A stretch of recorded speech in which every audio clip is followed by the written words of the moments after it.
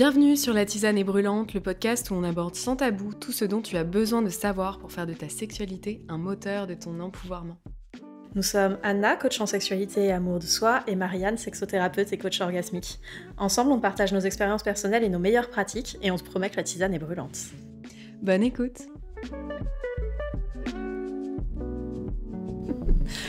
Bonjour et bienvenue dans notre épisode 6 de La Tisane est brûlante. Déjà. Aujourd'hui, on se retrouve pour parler de sexualité consciente et sacrée, et surtout de comment s'y mettre, parce que c'est un terrain qui est très attirant pour les personnes qui commencent à se documenter sur... que ce soit en passant par un voyage de méditation ou en passant par un voyage de sexualité, on finit par au moins avoir envie d'explorer ces rivages-là. Et la question qui revient le plus souvent, c'est oui, mais comment on passe la porte en fait ? J'ai l'impression que c'est un petit peu le jardin de l'Éden avec une grosse porte devant pour beaucoup de personnes qui n'ont pas encore réussi à s'y mettre. Et aujourd'hui, du coup, on va vous parler de comment on fait pour mobiliser tout ça. Ouais, c'est clair. Et puis, de toute façon, moi, j'ai vu pas mal sur les réseaux sociaux. T'as souvent, tu sais, ce modèle de la sexualité sacrée, mais déjà à un niveau, genre plus. Et du coup, tu vois, ça paraît vraiment même... assez flippant, tu vois, quand t'es jamais tombé dans la marmite, j'ai envie de dire. Tu vois, il y a un peu ce truc de « Oh, la marche est super haute, moi jamais je peux faire ça » et tout. Surtout que t'as des trucs très intimidants, enfin, on va en parler dans les pratiques, etc. Mais le eye gazing, donc le fait de se regarder droit dans les yeux, pour la plupart des gens, c'est super flippant. C'est très et donc, t'as des trucs comme ça où on voit pas mal sur les réseaux sociaux, donc... Oui, c'est vrai que quand on est coincé avec les représentations de gens qui peuvent orgasmer en méditant, en se regardant depuis le bout de la pièce, qui, pour ces messieurs, n'éjaculent pas pendant 6 mois, et pour ces dames qui peuvent planter la tente pendant 20 minutes dans la vallée de l'orgasme et y rester, forcément qu'on se dit pas tout de suite, je suis pas prête pour ça. Donc ouais, du coup l'idée effectivement c'était d'un peu de désacraliser tout ça, même si on parle de sexualité sacrée, mais je pense que c'est important aussi de vulgariser en tout cas, et de rendre les choses accessibles pour que voilà, si c'est des choses qui vous tentent, pour que vous puissiez tenter dès aujourd'hui. C'est peut-être un de mes premiers trucs pour moi, c'est quand on parle de sexualité sacrée, l'idée c'est pas forcément d'aller vers le divin et le mystique et le religieux, vous pouvez si vous voulez, l'idée c'est plutôt cette intentionnalité qu'on met quand on commence à vouloir prendre soin de soi, et qu'on met dans la religion, et qu'on met quand on se traite comme un être divin et tout ça, mais cette intentionnalité, ce délibéré, ce je veux que, donc je vais... il est très très intéressant, et quand on commence à aborder notre sexualité de façon très délibérée et consciente et avec de l'intention, ça peut donner des réflexions aussi simples que je brainstorm en même temps que je parle, pardonnez-moi, j'ai envie de me sentir plus intime avec mon partenaire, je vais donc lui proposer plutôt un missionnaire très très les yeux dans les yeux, avec une musique d'ambiance mais vraiment pas trop prenante. C'est un très très bon début. C'est clair. C'est un excellent début. Et c'est pour ça que dans le titre, vous le verrez, mais il y a aussi sexualité consciente, parce qu'effectivement, le mot sacré peut porter aussi beaucoup de... Enfin, il y a beaucoup d'énergie derrière le mot sacré, enfin voilà, on a tout de suite l'impression que on parle de religion, etc. Et j'aime bien le mot conscience, parce qu'en fait, c'est porter, comme tu l'as dit, de l'attention sur quelque chose et de l'intention, et y aller en conscience, quoi. C'est-à-dire que plutôt... On revient sur notre épisode, c'était le 4, je crois, sur sortir de la pénétration, où on parlait beaucoup du script. En fait, la sexualité consciente va permettre de sortir de ce script un petit peu de la sexualité préconçue de manuel Ikea, et en fait, pour redonner de l'intentionnalité, donc redonner... pas de l'objectif, mais en tout cas de l'intention à tout ça. Ouais. Et la première chose à vaincre, comme d'habitude, ça va vraiment être la gêne. Ouais. C'est clair. Parce qu'à chaque fois qu'on sort de son schéma, ça gratte, parce que votre juge intérieur va vous dire que vous avez l'air ridicule, que vous vous y prenez mal, que c'est pas comme ça qu'on fait, que c'est sûr, l'autre vous prend pour une débile.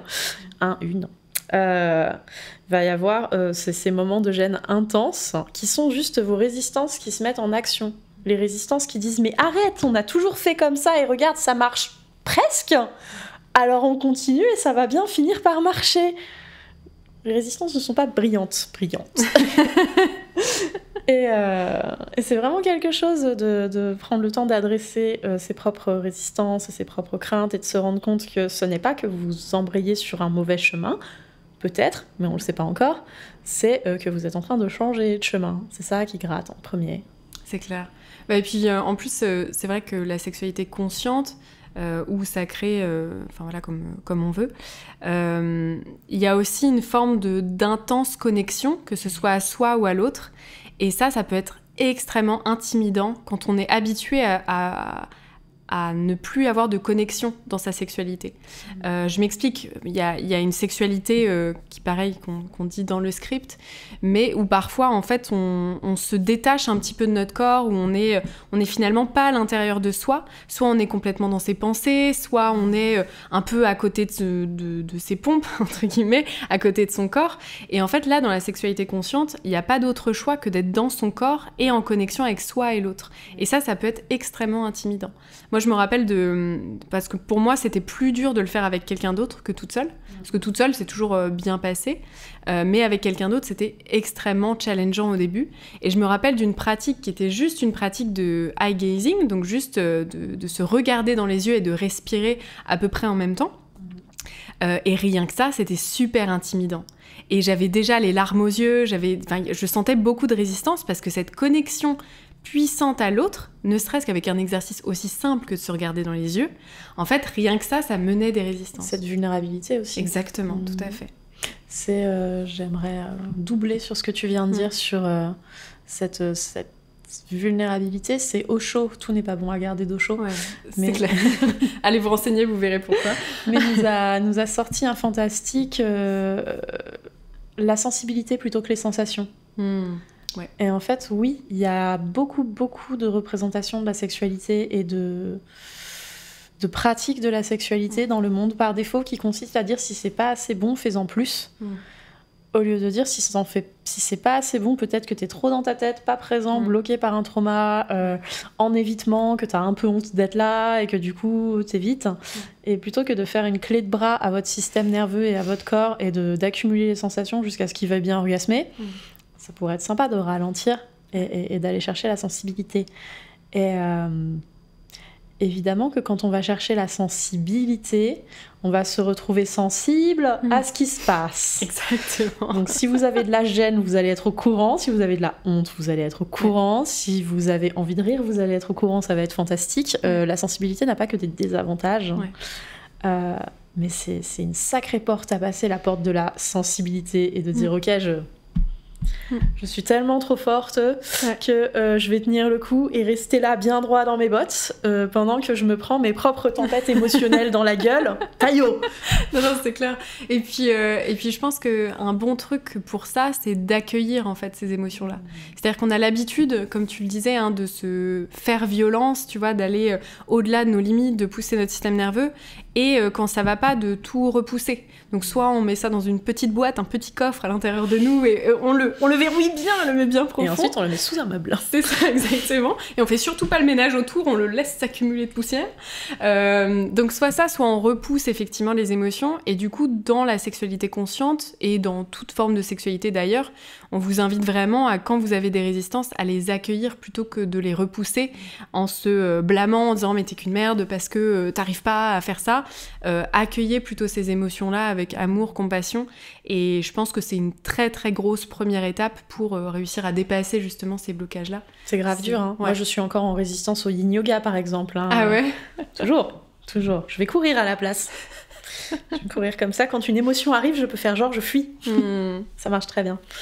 Comme on en est là, j'ai envie de bouleverser tout petit peu notre plan et de rester sur l'intention, tu vois. Intention d'abord. Et on vous a construit, on est des queens, on vous a construit le podcast tel un rituel. Donc ce sera l'intention, le cadre et l'énergie. Comme ça, vous êtes... Super. Vous êtes d'ores et déjà dans le monde du mystique si ça vous éclate. Et si ça vous éclate pas, vous êtes bien organisé et c'est pas mauvais à prendre. Sur l'intention, du coup, on est en train de parler de développer de l'intimité. Et je pense que c'est souvent la première intention qui nous amène à la sexualité sacrée. Que ce soit l'intimité avec soi ou l'intimité avec l'autre. Il y a ce moment où vous êtes beaucoup à vous rendre compte que le sexe n'est pas une accumulation de sensations. C'est vraiment un moment de connexion à soi, d'expérience de soi et du monde. C'est vraiment votre conscience qui joue avec le monde et qui connecte avec, comme ça. Et porter cette intention-là dans sa sexualité et dans sa vie, pour moi, ça a déjà quelque chose d'un peu conscient de toute évidence, sacré un peu aussi. et que je trouve très très digne d'être célébrée, en fait. Ouais, c'est clair. Ouais, c'est clair parce que ça part d'un vrai constat qu'en fait, la sexualité de script, la sexualité qu'on voit partout, en fait, souvent, on se rend compte qu'elle ne nous nourrit pas. En fait, qu'elle nous satisfait sur le moment, un peu comme un achat compulsif. Oui. Tu sais, t'achètes une fringue, t'en as pas vraiment besoin, tu l'achètes, tu reviens, t'es content, puis tu le mets dans le placard et en fait, tu le portes jamais parce qu'elle va avec aucun autre vêtement de ta garde-robe. Et en fait, ça t'a procuré un plaisir vraiment microscopique. Et finalement, ce genre de plaisir-là, bah, sur le long terme, ça ne nourrit pas, en fait. Et je pense qu'un premier constat qu'ont la plupart des gens, en tout cas, moi, c'était mon cas aussi, et c'est le cas de pas mal de mes clientes, j'imagine que toi aussi, c'est qu'effectivement, il y a une envie de plus, en fait, à la sexualité. Plus que juste, comme tu dis, une accumulation de sensations, plus qu'un acte physique. Et il y a vraiment cette envie d'aller rechercher plus loin, en fait. D'avoir plus de connexion à l'autre, plus de connexion à soi. Et je pense qu'on pourrait dire sexualité connectée presque aussi, parce que c'est vraiment important. On pourrait dire vibrante, on pourrait dire... Ouais, c'est clair. C'est clair. Une autre intention, en plus de l'intimité dont on a déjà parlé, de la connexion à soi, du rapport à soi, qui est déjà fabuleuse, que j'adore explorer dans la sexualité, seule ou avec quelqu'un, c'est vraiment la célébration de moi et de ma sensualité dans cet espace-là. C'est-à-dire pas se contenter de le faire comme si c'était la fête. Et c'est là que moi, j'ai tendance à mobiliser les éléments esthétiques du culte et du rituel. Les bougies, les fleurs, l'encens, la playlist, la lumière tamisée, je suis là pour tout. Je viens de finir d'installer ma chambre dans mon nouvel appart et j'ai un de mes amis à qui je dis tu vois, le temple est en exercice. Et il me fait mais c'est qui le dieu? Et je lui fais mais c'est moi enfin. Yes. Enfin, quelle question. Si tu me connaissais mieux, tu saurais, Tim. Bon, maintenant il sait. Et pour moi, c'est super important d'honorer mon divin dans ma sexualité parce que j'ai un worship kink intense, parce que ma sexualité est une source d'énergie vraiment fantastique pour moi, qui me nourrit beaucoup et que je pense que je dois lui rendre hommage et grâce régulièrement. Y a plein de raisons pour lesquelles j'en suis arrivée là, mais je pense aussi que même quand on n'est pas moi et qu'on n'a pas ces biais-là, ça peut être extrêmement nourrissant de dire je suis vivant et désirant et je suis dans ce corps qui peut ressentir du plaisir et ce plaisir peut me permettre de connecter avec moi et ou avec d'autres gens. Allez, on y va, ça a l'air trop bien. Et si vous voulez rendre ça justement ritualistique, quasiment religieux, un peu sacré, et décider que vous allez faire ça en faisant plein d'efforts pour vous-même et vous papouiller un peu et mettre huile de coco, huile de massage qui sent bon, bougie, encens, lumière de ouf et les draps les plus doux du monde. Oui. Mais oui. Mais je suis à fond pour ça. Moi, j'ai déjà tenu la main d'une de mes Vita Sisters que tu connais, mais je vais pas la out. Parce que son projet pour cette semaine-là, c'était de s'acheter des draps de luxe. Ah, yes. Oui. C'est clair. Je soutiens à fond. Une autre intention aussi qui je pense est assez intéressante, qui moi en tout cas m'a beaucoup aidée, qui m'aide encore aujourd'hui, c'est l'intention de s'aimer soi. Moi, l'amour de soi, ça a été vraiment un long chemin pour moi. Alors, ça sera un chemin, je pense, toute ma vie, comme tout le monde, mais en tout cas, ça a été un grand, grand chemin de guérison. Et le fait de ritualiser ma sexualité solo avec cette intention d'amour de soi, ça a été super puissant. Et en fait, comment ça se matérialisait pour moi ? C'est que, on en a un petit peu parlé au début, mais c'est qu'à chaque étape du chemin, peu importe la pratique que je faisais, je me retrouvais avec moi dans la compassion et l'amour. C'est-à-dire que peu importe ce qui se passait, peu importe les résistances, peu importe les blocages, peu importe la joie, le plaisir, peu importe ce qui se passait, je me retrouvais dans la compassion et dans l'amour et j'en faisais mon cheval de bataille. C'est génial. Et ça, je pense que c'est vraiment important et ça peut beaucoup aider aussi pas mal de gens qui peut-être sont challengés par l'amour de soi. En tout cas, c'est un beau moment. C'est exceptionnel. Tu nous amènes directement à la guérison du coup, puisqu'on peut utiliser notre sexualité, notamment solo, pour créer des rituels de guérison et dire j'ai un problème par exemple d'amour de mon corps. Ouais. Et je décide de faire mon prochain moment solo avec un miroir dans les parages. Et à chaque fois que je m'en sens capable, je me tourne vers le miroir et je me regarde avec amour. Et c'est gros travail, niveau avancé. Ouais. Mais c'est super intéressant d'aller travailler vers là. T'as eu des pratiques de guérison? Toi, j'imagine déjà l'amour de soi, c'est du très sérieux. Est-ce que t'en as eu d'autres? Ouais, j'en ai eu plein d'autres. Qu'est-ce qu'il y a eu comme effet marquant Ou on peut éventuellement parler de tes clientes si tu veux pas verser ton âme sur la table. je verse, je donne tout. Je viens de me rendre compte que je t'avais posé une question très très intime et je t'offre une porte de sortie quand même. Non, il y a pas de souci. Non, mais je cherchais plus un moment qui a été assez révélateur. Moi, il y a une pratique que j'aime énormément et qui m'a beaucoup aidée. C'est le de-armoring. On en a déjà parlé dans ce podcast.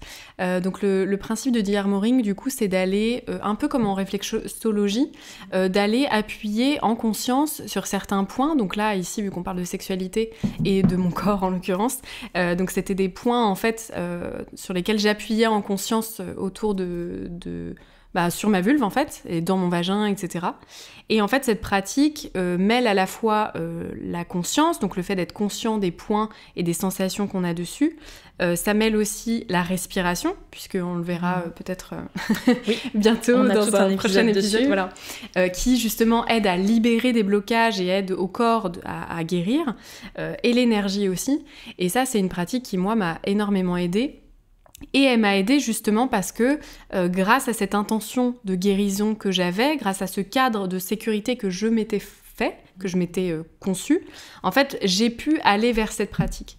Et ça, c'est un truc vraiment important quand vous posez une intention. Soyez sûr que cette intention est sécuritaire pour vous. Et ça, c'est très important parce que parfois, on a des intentions qui finalement dépassent notre système nerveux, qui vont au-delà de ce qu'on peut finalement supporter tout de suite. Et du coup, ce qui fait qu'en fait, on est stressé à l'idée de faire cette pratique, à l'idée de faire quelque chose. Et je pense qu'une sexualité consciente, c'est une sexualité qui est consciente aussi de ses points de limite et qui ne va pas au-delà. Donc posez une intention qui est sécuritaire pour vous et qui est un peu doudou, quoi. Enfin, moi, j'aime bien ce truc-là de l'intention doudou qui nous rapporte à « Ok, là, je suis bien et je peux aller vers ça. » C'est vrai que le de-armoring, j'ai un rapport très spécifique à cette pratique parce que je la guide énormément. Vu que dans le cadre du Grand O, qui tourne 3 fois par an, il y a un module qu'on consacre à la libération émotionnelle et donc à la pratique du de-armoring. Du coup, 3 fois par an, j'ai 2 ou 3 personnes qui me disent « Oh là là, c'était quelque chose !» Et je fais beaucoup d'efforts, et j'aime bien que tu en aies parlé, pour le présenter quand je l'enseigne comme quelque chose de très doux et de très progressif. Et je préfère dire à mes clientes que c'est quelque chose qu'il faut faire à de nombreuses reprises et seulement libérer ce qui est prêt à sortir, que de leur présenter la forme de cette pratique où on va aller chercher presque brutalement et jouer avec sa résistance et essayer d'aller au-delà. C'est pas du stretching en ce qui me concerne. C'est plutôt prendre ce qui est déjà prêt à être récolté et surtout pas pousser plus. Et dans cette forme-là, ça se passe très bien et je suis absolument ravie. C'est une pratique qui est super belle en fait. Et qui, rien que symboliquement, parce que la symbolique c'est quand même un élément clé du rituel et du sacré et de la façon dont votre cerveau réfléchit et fait des associations d'idées, la symbolique qui dit je vais appuyer sur cet endroit où j'ai probablement, si ça se trouve, en tout cas on vérifie, stocker une tension qui me fait du mal et par mon intention, par ma présence, par mon souffle, je vais la laisser partir. C'est beau comme tout.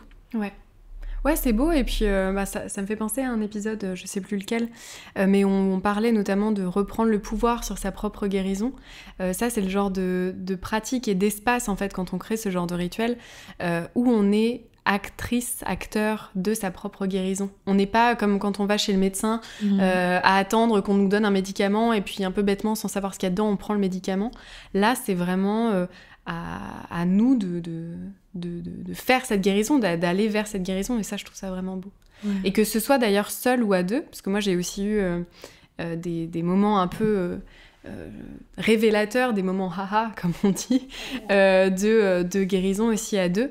Et l'une des choses qui a été assez incroyable pour moi, ça a été donc une pratique du pussy massage, qui est une pratique quand même assez connue dans le tantra.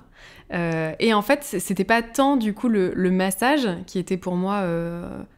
qui m'a beaucoup apporté, c'était le fait d'avoir la personne vraiment dans ma chatte, tu vois, vraiment dans ma chatte, et qui regardait vraiment, et qui était vraiment là, pas dans un espace de je vais te faire jouir, ou pas dans un objectif particulier, mais juste en présence avec ma chatte, en fait, comme faire du eye gazing littéralement avec ma chatte. Et ça, c'était super puissant parce que c'est une partie de nous qu'on a appris à cacher, une partie de nous dont voilà, qu'on cache en permanence. On a toujours un pantalon, une jupe. Et là, d'avoir quelqu'un qui regarde cette partie de moi, c'était extrêmement puissant. Donc voilà, donc c'est vraiment des espaces dans lesquels, en fait, vos pratiques peuvent être aussi faites selon ce que vous avez besoin de guérir, ouais. Et que ce soit seul ou à deux, c'est vraiment puissant. Ouais, la guérison, c'est une belle chose à explorer dans ces pratiques de sexualité sacrée. La célébration, on prend. Je pense qu'il y a aussi une vraie porte ouverte à l'exploration. C'est clair. On est dans un portail. On vous en a déjà parlé plein de fois, mais j'aimerais appuyer encore une fois le clou aussi dans le cadre de la sexualité sacrée. Ou si vous voulez aller travailler avec vos archétypes, c'est OK. Et faites comme Tati Marianne qui vous aime fort. Prenez votre meilleur archétype de déesse antique de ce que vous voulez et allez chercher ça. Ouais. On verra après si vous ne marchez pas sur des nuages et si vous n'avez pas des paillettes à la place de la sueur et si, je sais pas, le son de votre voix réveille les oiseaux. Enfin, choisissez. Il y a vraiment quelque chose je me hype personnellement quand je prends soin de moi comme ça. C'est clair. J'ai mon estime de moi qui fait un pic incroyable. Les tâches difficiles sont plus faciles à accomplir. C'est assez dingue. Ouais, c'est clair. Et du coup, pour être assez concrète, sur le comment on pose une intention, parce que c'est vrai qu'on ne l'a pas trop dit, et je pense que ça peut être intéressant de donner un exemple, même si je pense qu'il y a des milliards d'exemples, enfin des milliards de manières de poser une intention. En tout cas, je sais que moi, ce que je fais et ce que j'enseigne aussi, c'est l'intention. Donc en fait, on va parler un petit peu du cadre ensuite et de l'espace rituel, mais l'intention, du coup, moi je sais que c'est quelque chose que je fais à haute voix et que je conseille de faire à haute voix, parce que, enfin voilà, moi je crois très fort en l'énergie et j'ai une connexion particulière avec l'énergie. Et pour moi, le son est aussi une énergie. Ouais. Donc lorsqu'on sort quelque chose de soi, lorsqu'on on s'invite à parler, à sortir du son, pour moi, on dépose en fait l'énergie quelque part en dehors de soi. Et pour moi, ça remplit finalement l'espace rituel de cette énergie-là. Donc voilà, moi, ce que je fais et ce que j'enseigne, c'est en fait, posez-vous, prenez quelques grandes respirations et dites à haute voix l'intention. Par exemple, une intention, elle est composée de plusieurs choses. C'est « j'aimerais telle chose ». Et j'aimerais qu'elle se passe dans tel contexte. Par exemple, j'aimerais faire cette pratique de dearmoring aujourd'hui et j'aimerais guérir tout en douceur. Voilà, expliquez vraiment comment vous aimeriez que ça se passe, c'est aussi super important. Et puis, une fois que cette intention est posée et lâchée, eh bien, littéralement, lâchez-la, en fait. On en a déjà parlé, mais en fait, laissez cet objectif un petit peu à la porte et laissez ce qui doit arriver aussi, en fait. Moi, pour l'intention, j'avais tendance au début à méditer brièvement dessus. Et peut-être parce que j'aime bien retrouver mes petits papiers après, ou peut-être parce que j'ai un rapport spécifique à l'écriture, j'aime bien l'écrire. Je trouve ça très très chouette. En plus, on peut ranger le papier dans sa table de nuit et le retrouver, je sais pas, à la pleine lune suivante, par exemple. C'est clair. Ce que je trouve génial. J'ai tendance à rendre mes intentions un peu vagues, volontairement, parce que je me suis rendu compte que souvent le cadeau était pas là où je l'attendais. Du coup, je dirais pas je voudrais guérir mon rapport de honte avec telle partie de mon corps. Je dirais je voudrais vivre cette pratique-là avec plus d'acceptation et voir ce qui tombe. On sait jamais. Donc ouais, même j'ai fini par les flouter volontairement parce que je me rends compte que ce dont j'ai besoin, c'est pas forcément ce que je sais qu'il me faut, que je crois qu'il me faut. Et ça fait pas longtemps que je fais ça. Peut-être que plus tard, je vous dirais que c'était une idée bête. Mais pour l'instant, je suis assez contente d'avoir ouvert le champ des possibles. En fait, c'est tout le truc, je pense, avec la sexualité consciente et sacrée, c'est que, en fait, vous faites à la carte, en fait, aussi. C'est que vous êtes maître, maîtresse de votre sexualité. Et à un moment, c'est à vous de voir ce qui fonctionne avec vous, en fait. Tant que pour vous, ça a du sens, c'est bon. Et en fait, c'est tout le principe de cette sexualité-là, c'est qu'il faut qu'elle ait du sens pour vous, en fait. Donc c'est super si vous suivez nos conseils, et nous, on adore entendre vos commentaires et entendre vos retours. Oui. Mais s'il vous plaît, laissez-nous des commentaires, parce que nous, on se hype derrière et on est trop contentes. On s'envoie les screens et tout. Exactement. Mais voilà, si vous suivez pas exactement à la lettre ce qu'on dit, ça fait pas de vous quelqu'un qui sait pas pratiquer la sexualité consciente. En fait, il faut que ça ait du sens pour vous. Donc, inspirez-vous et n'hésitez pas à changer le cadre. Et comme on a... Bah voilà, merveilleux, fantastique, tu nous as encore amené là où il fallait. On va parler du cadre maintenant, parce qu'un bon rituel, c'est une intention, un cadre et de l'énergie pour activer tout ça. Pour le cadre, on ne vous cachera pas, comme d'habitude, que les champions toutes catégories, c'est les copains du BDSM. Étonnamment. On n'en peut rien, c'est les meilleurs. Qui sont très doués pour définir des rôles, un déroulé de la scène, des protocoles de sortie en cas de besoin, sortie anticipée. Les issues de secours se trouvent ici, voici ton safe word et l'objet que tu peux lâcher si jamais tu te sens inconfortable. Trop bien. Et on va pas vous encourager à créer des scènes BDSM, mais vous rappeler que le fait de créer un cadre spécifique d'action et de dire que ça c'est à l'intérieur de votre pratique et que ça c'est à l'extérieur de votre pratique, ça vous donne aussi l'opportunité de plonger plus profondément parce que vous vous sentez safe et que vous savez que l'espace est fini. 2, de vous sentir directement ressourcé quand vous sortez de l'espace, si jamais finalement c'était trop. Parce que, admettons, que je fasse ma pratique du miroir, celle que j'ai inventée à l'instant, non, j'ai dû la faire un jour, celle dont je me suis rappelée à l'instant, et que non, aujourd'hui c'est pas un bon jour, je trouve que les cheveux ne sont jamais assez soyeux, le push sur le ventre push toujours trop fort, et peut-être il y a un poil incarné quelque part, et ça a suffi à me mettre off my game. Admettons que ce jour-là, je me vois et j'arrive pas à connecter à l'amour. Si j'éteins la musique, que j'éteins l'encens, que je sors de la chambre et que je vais me faire un thé, c'est fini. Et aftercare de moi-même. Et ça, c'est très très puissant en fait. Et ça vous permet de créer vraiment un moment où vous êtes exposé et vulnérable et où vous êtes dans cet inconfort que vous allez réussir à vaincre, on espère, on le souhaite. Mais aussi d'avoir votre plan de repli. Et ça, c'est très très fantastique. Et un truc que j'ai mis en place il y a très très peu de temps, dans mes pratiques d'ailleurs, j'ai pensé à ça quand tu as parlé de cadre de repli, c'est de noter à l'avance les choses qui vous ressourcent. Donc de faire carrément une liste, moi je la fais à l'écrit. Bon, une fois que vous avez votre liste, normalement elle est à peu près toujours la même, mais vous pouvez la faire évoluer.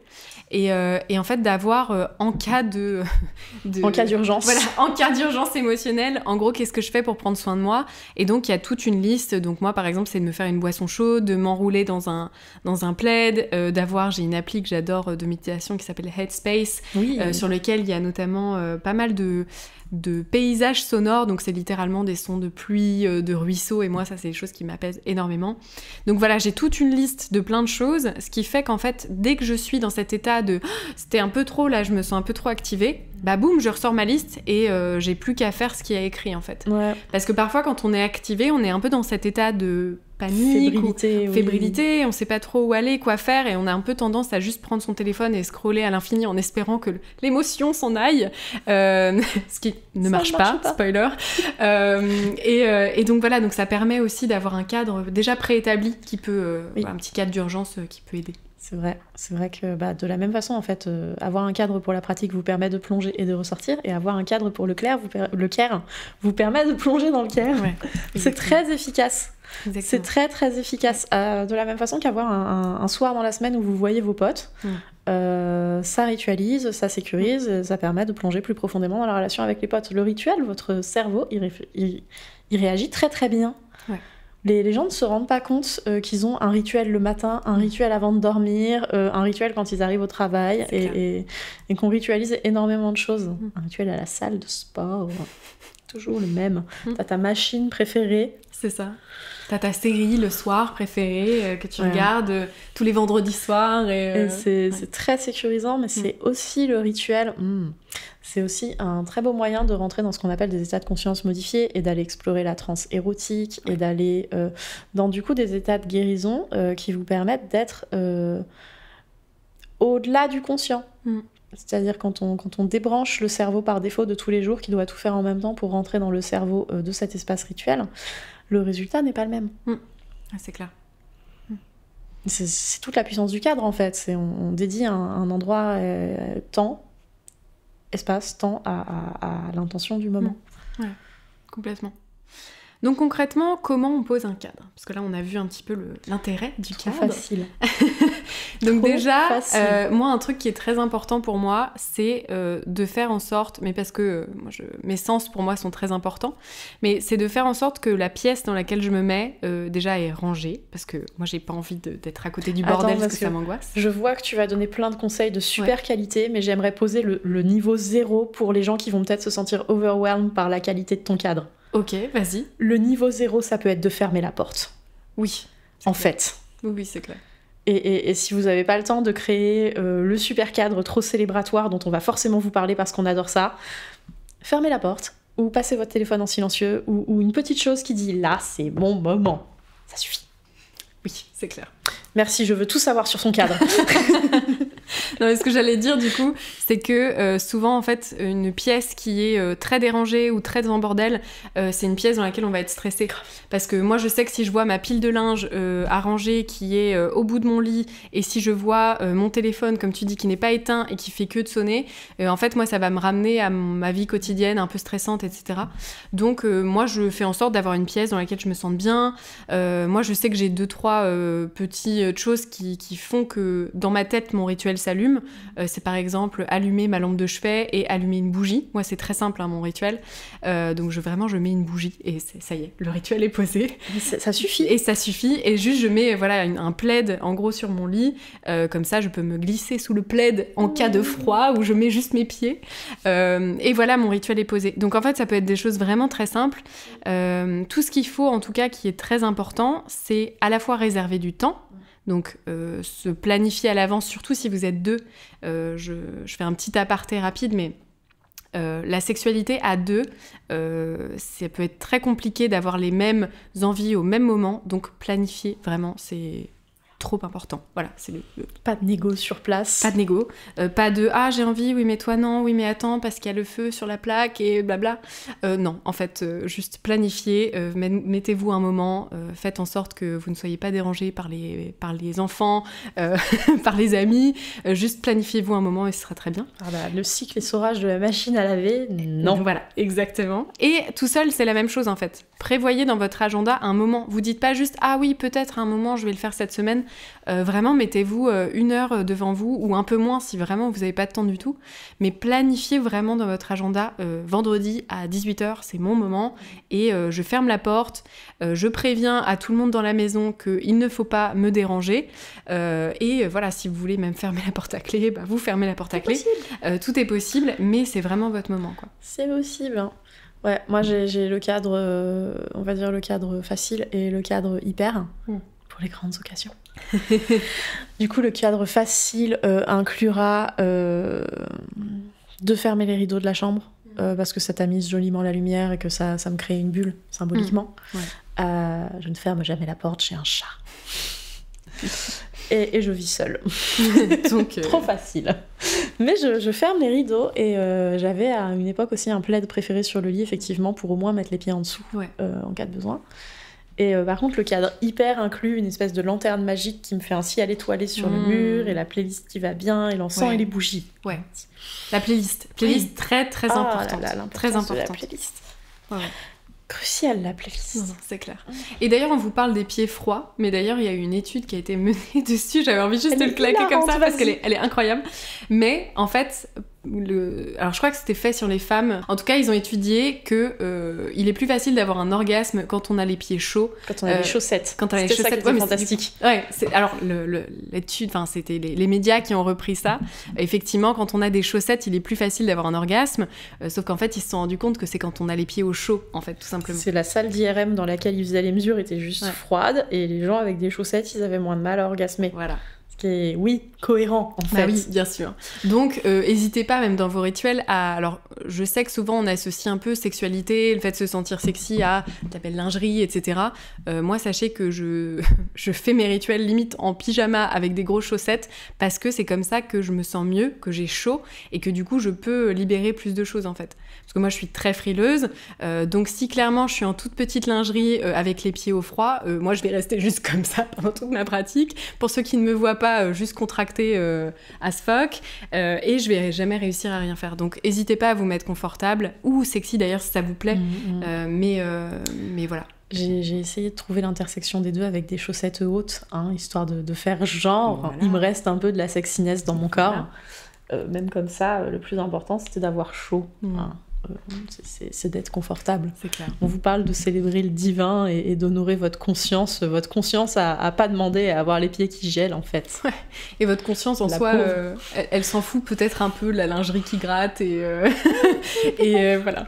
Ouais, c'est ça. Si ta conscience a envie d'expérimenter l'archétype de la femme fatale, certes, mais est-ce qu'elle veut ça aujourd'hui, quoi? Ça vaut le coup de se poser la question. C'est clair. Ouais, c'est clair. Je pense qu'on est super sur le cadre. Ouais. Du coup, on va aborder l'énergie. Tout à fait.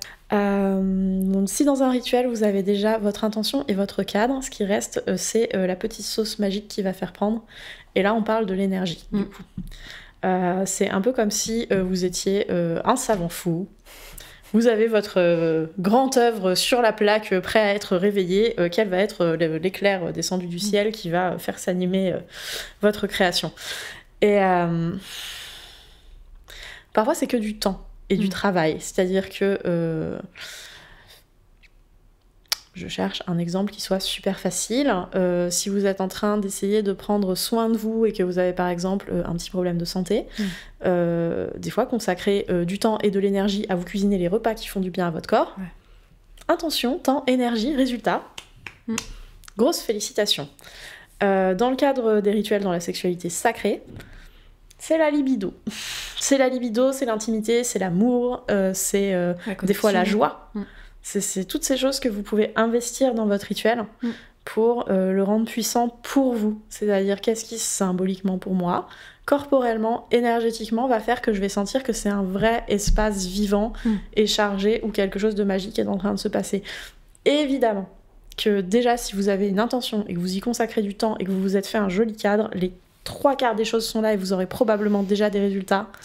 Mais si en plus vous décidez de dire je vais mobiliser mon amour de moi ou ma compassion pour aller réaliser cette pratique, passer du temps avec mon intention et réussir à la faire sortir dans le monde, là on atteint quelque chose qui est vraiment de l'ordre, j'ai envie de dire du magique, mais ça ne fonctionne pas puisque je vous parle d'un rituel, on atteint quelque chose qui est de l'ordre du fonctionnel.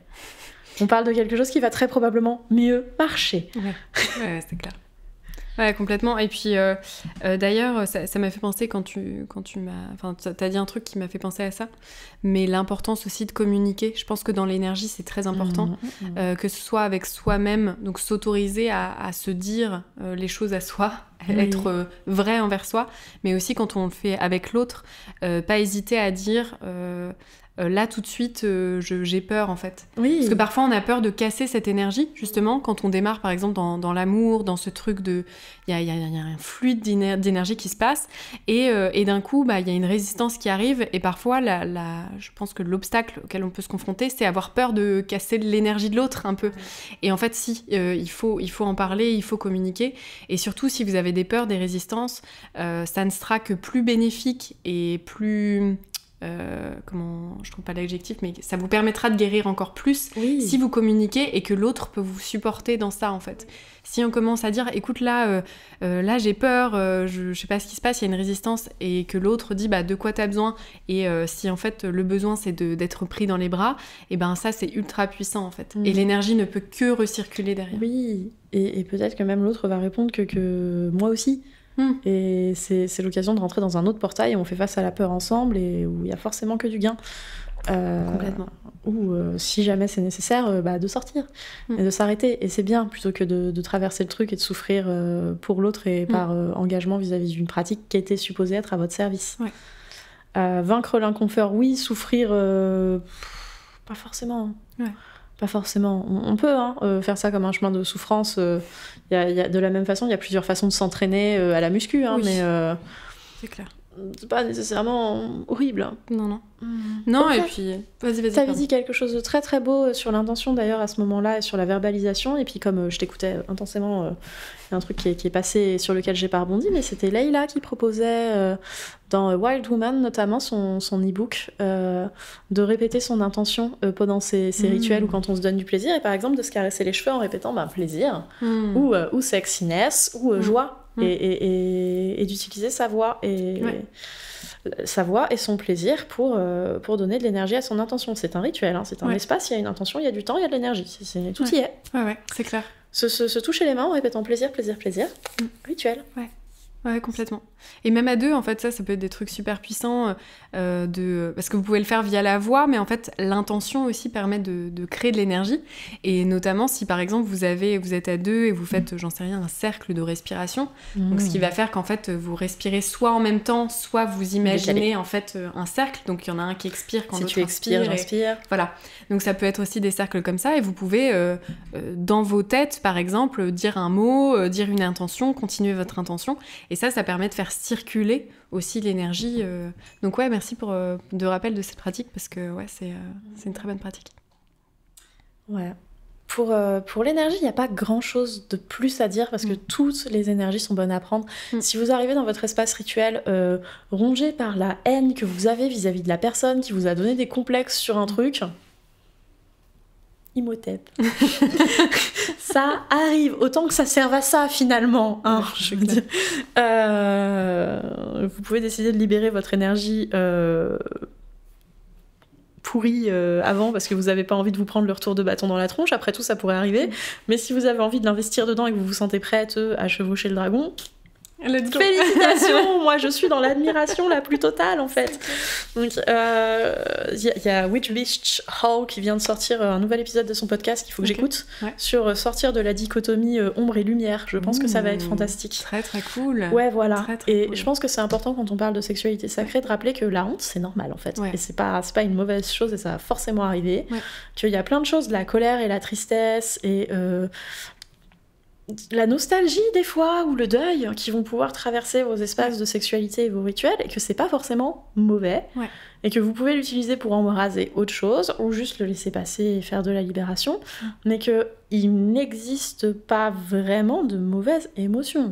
On a des désagréables. C'est clair. Si désagréables. Mais mauvaises, non.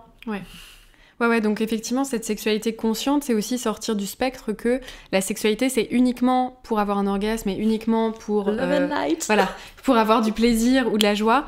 En fait, la sexualité consciente, c'est un espace où on peut tout ressentir. Et c'est ok de tout ressentir, et c'est accueillir toutes ces émotions et toutes ces expériences, en fait. Et ça, c'est très libérateur, parce que parfois, il y a une sorte d'injonction, un peu comme à la positivité toxique. Il y a aussi dans la sexualité une injonction au plaisir de « tu dois absolument ressentir du plaisir et tu dois avoir un orgasme ». Bah non, en fait, il y a des fois où t'es putain de triste et tout ce que tu veux, c'est masser tes seins et dans un espace rituel et puis pleurer tout ce que tu peux, et à la fin, tu te sens mieux, le massage des seins. Mais bien sûr. Donc tu vois, il y a un moment où en fait... cette sexualité consciente, en fait, elle permet aussi de relâcher la pression de tout ce qu'on a sur le dos, quoi. Donc ouais. Ouais. Est-ce que toi, tu as des pratiques téléchargeables peut-être sur ton site que certaines personnes pourraient faire C'est tellement une très bonne question. Plus que des pratiques téléchargeables, c'est un petit peu tout le grand O. C'est-à-dire qu'on construit petit à petit la compétences sexuelles puis émotionnelles des participataires. Avant, c'est module 6, c'est le dernier, de leur instiller un petit peu tout ce qu'on vient de se dire sur comment est-ce que tu pourrais construire un rituel qui fonctionne pour toi, c'est quoi ton énergie sexuelle. On passe aussi un petit peu de temps à travailler leur bit microcosmique qu'on ne vous expliquera pas aujourd'hui, qui est une pratique tantrique, taoïste aussi, de circulation de l'énergie de vie, donc sexuelle, et qui est une très très belle façon d'énergiser un rituel. Ça, c'est clair que symboliquement, on fait pas mieux que de faire circuler son énergie interne, personnelle, dans son corps et dans tous ses chakras. C'est beau comme tout. Donc oui, comme je dirige une formation avancée sur ce sujet-là spécifiquement, c'est le premier truc dont j'ai envie de parler. Par contre, le premier module du Grand O, il est téléchargeable gratuitement et les gens peuvent le trouver en allant fouiller mes liens. Il est pas très bien caché. Et toi, t'as des offres ? Ouais, moi j'ai 2 pratiques que vous pouvez tester gratuitement. Donc j'ai effectivement la pratique du massage des seins, notamment pour l'amour de soi. Ça, je trouve que c'est une très belle première pratique quand on démarre un peu la sexualité consciente, parce que elle est pas intrusive et elle est doudou. Vraiment, c'est ce truc de doudou. Module 2. Ouais. Je valide ton choix. Donc voilà, vous pouvez la télécharger gratuitement sur mon site, on vous mettra de toute façon tous les liens. Et puis j'ai une autre pratique aussi qui est téléchargeable gratuitement, qui du coup permet de travailler avec l'énergie. Donc d'activer en fait l'énergie sexuelle à l'intérieur de son corps, qui permet plein de choses super comme rebooster la libido et aussi apprendre un peu à faire circuler son énergie. Donc c'est ce dont on parlait un petit peu aujourd'hui.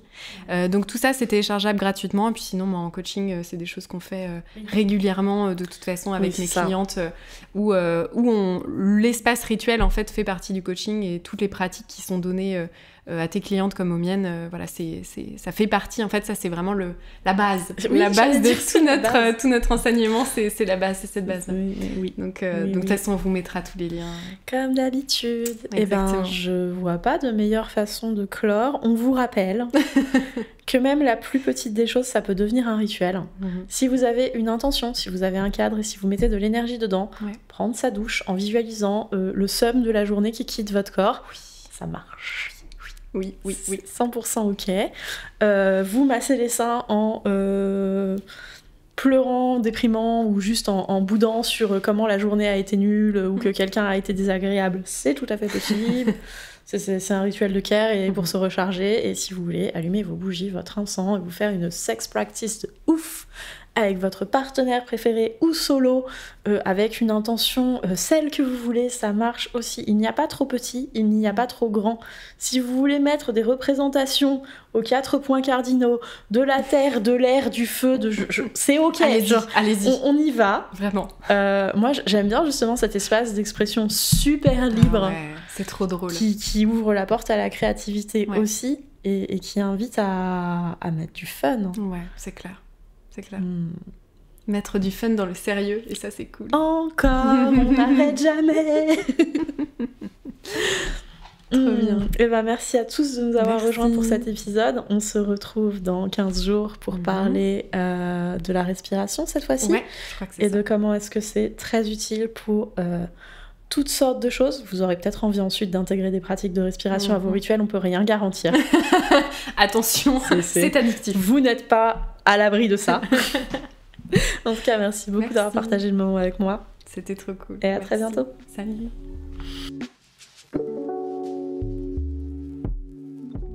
Merci d'avoir passé ce moment avec nous. Si l'épisode vous a plu, n'hésitez pas à nous encourager en partageant le podcast autour de vous ou en mettant 5 étoiles sur votre plateforme d'écoute préférée. Si vous souhaitez poursuivre votre voyage avec nous, vous pouvez retrouver tous les épisodes et également des contenus bonus exclusifs à l'adresse suivante, allmylinks.com/lteb, que vous trouverez en description. Si vous souhaitez travailler avec l'une d'entre nous, vous pouvez nous rejoindre sur nos réseaux sociaux respectifs ou suivre les liens en description. À très bientôt pour le prochain épisode.